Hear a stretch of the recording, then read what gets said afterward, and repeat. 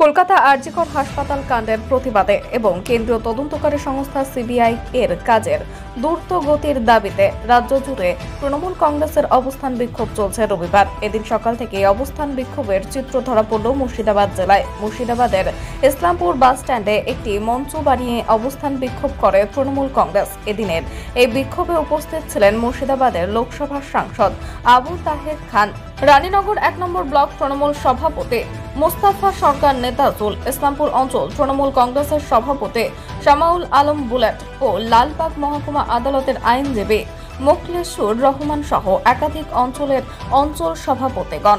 ইসলামপুর বাস স্ট্যান্ডে আয়োজিত তৃণমূল কংগ্রেসের এই অবস্থান বিক্ষোভ থেকে আমাদের সংবাদ প্রতিনিধিকে কি বললেন মুর্শিদাবাদের সাংসদ আবু তাহের খান দেখে নেব। মুর্শিদাবাদ থেকে রাফিকুল ইসলামের রিপোর্ট।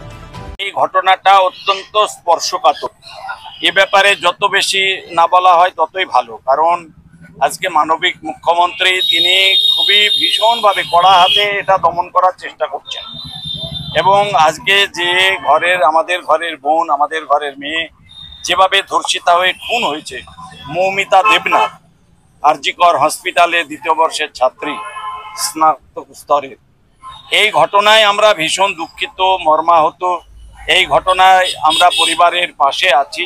আমরা চাই এই ঘটনায় দৃষ্টান্তমূলক শাস্তি হোক, এবং আমার নেত্রী ইতিমধ্যেই বলেছেন আমরা ফাঁসি চাই।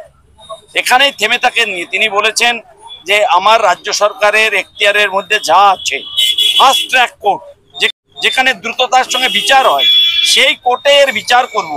এবং 7 দিনের মধ্যে পুলিশকে বেঁধে দিয়েছিলেন, 7 দিনের মধ্যে আসামিকে ধরে উইদিন 30 ডেজের মধ্যে তার বিচার কমপ্লিট করে আমরা যেন শাস্তি দিতে পারি, আমরা যেন ফাঁসি দিতে পারি আসামি, উনি ঘোষণা করেছিলেন।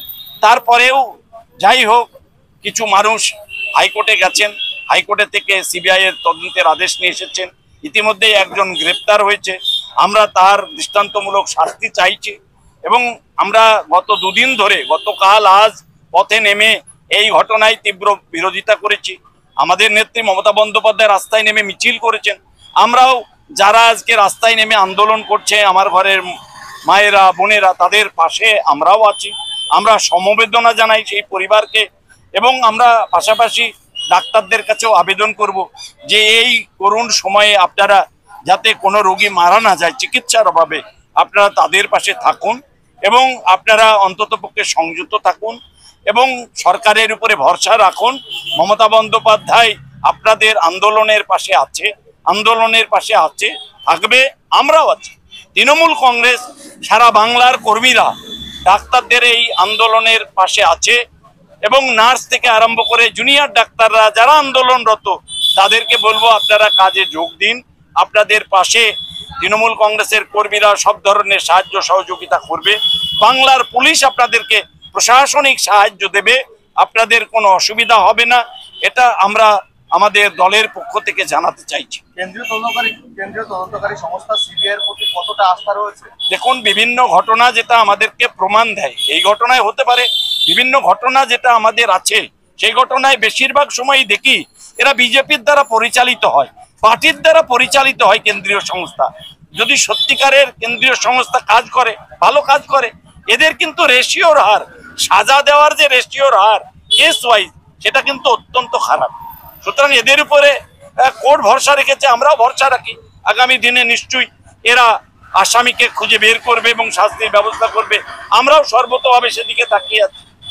সিবিআই এর হাতে নেওয়া বিভিন্ন কেস এখন পর্যন্ত সম্পন্ন হয়নি, কিছু কিছু কেসে চার্জশিট ফাইল করতে পারেনি, সেই বিষয় নিয়ে কি বলবেন? দেখুন, আমরা তো আগেই বলেছি যে সিবিআই এর উপরে আমাদের সেই ভরসা নাই, কিন্তু এটা এমন একটা স্পর্শকাতর ব্যাপার, ওটা বাংলার ক্ষেত্রে।